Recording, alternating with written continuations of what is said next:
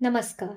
अथ श्री पद्म पुराण माघ महात्म द्वितीय अध्याय आरंभ। भगवान शंकर ने पार्वती जी से आगे कहा, हे देवी पार्वती, महर्षि वैखानस के वचन सुनकर महाराजा दिलीप ने नतमस्तक होकर निवेदन किया, हे प्रभु, मुझे माघ मास का महात्म, विधान तथा इसके फल का ज्ञान नहीं है और जीव हिंसा के पाप का भी ज्ञान नहीं है। इस विषय में विस्तार पूर्वक बतलाकर आप मुझे ज्ञान प्रदान करें। राजा के वचन सुनकर महर्षि वैखानस ने कहा, हे राजन, रात्रि का समय समाप्त होने को है, शीघ्र ही सूर्योदय होगा, अतः मेरे पास समय नहीं है।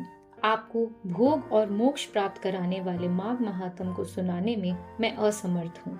आप स्नान आदि से निवृत्त होकर अपनी राजधानी के लिए प्रस्थान कीजिए। आप इस विषय में अपने कुल गुरु महर्षि वशिष्ठ जी से संपूर्ण ज्ञान प्राप्त करें। राजा ने मरे हुए सुअरों को सरोवर के समीप ही फिकवा दिया और फिर समस्त सहयोगियों सहित सरोवर में स्नान कर अपनी राजधानी के लिए प्रस्थान किया। दूसरे दिन प्रातः काल महाराज दिलीप ने अपने मंत्रियों सहित महर्षि वशिष्ठ जी के आश्रम में पहुंचकर महर्षि को श्रद्धा सहित नमस्कार किया। महाराज दिलीप ने हाथ जोड़कर महर्षि वशिष्ठ जी से निवेदन किया, हे प्रभु, आपने मुझे राजनीति तथा दंडनीय की शिक्षा दी। भगवान विष्णु की भक्ति के संबंध में भी मैं आपसे ज्ञान प्राप्त कर चुका हूँ। मेरा आपसे विनम्र निवेदन है कि आप आज मुझे माघ मास के महात्म तथा इस व्रत के संपूर्ण वृतांत को समझाएं।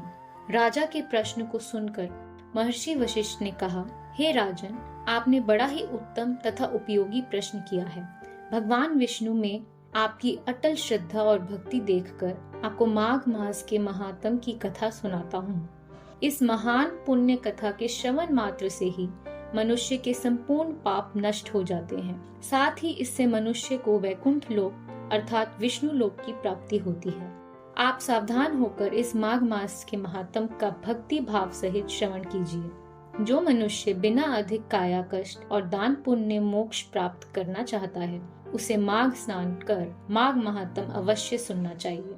ऐसा करने वाले इस लोक में संपूर्ण सुखों को प्राप्त करते हैं तथा मृत्यु के पश्चात जन्म मृत्यु के चक्र से मुक्त होकर मोक्ष को प्राप्त होते हैं। हे राजन, दिव्य दृष्टिधारी महात्माओं का कथन है कि वैशाख मास में होम और दान और कार्तिक मास में तप और पूजा का महत्व है, परंतु माघ मास में तप, होम तथा दान तीनों का महत्व विशेष रूप से है। यही कारण है कि परम कल्याणकारी है ये माघ मास। जो माघ मास स्नान करता है और इस महात्म को पढ़ता अथवा सुनता है, वह अवश्य मोक्ष को प्राप्त करता है।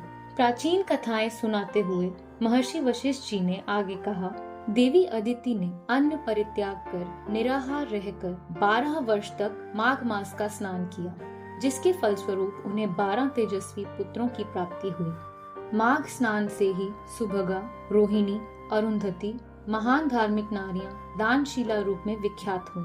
माघ मास स्नान के द्वारा ही देवी इंद्राणी को इंद्र की अर्धांगिनी का पद प्राप्त हुआ, जिसके फलस्वरूप वे नाना प्रकार के दिव्य सुखों को उपभोग करती हुई स्वर्ग में निवास कर रही हैं। ऐसे अनेकों पुण्यात्माएं हैं जिन्होंने माघ में स्नान करके अपना जीवन सफल बनाया है।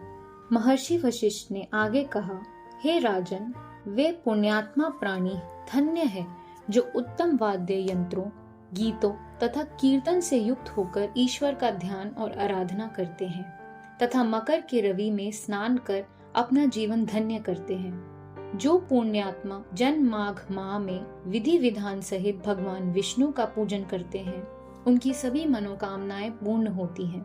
ऐसे पुण्यात्मा माघ मास के प्रताप से पृथ्वी पर सारे सुखों को भोग कर मृत्युपरांत स्वर्ग और मोक्ष प्राप्त करते हैं।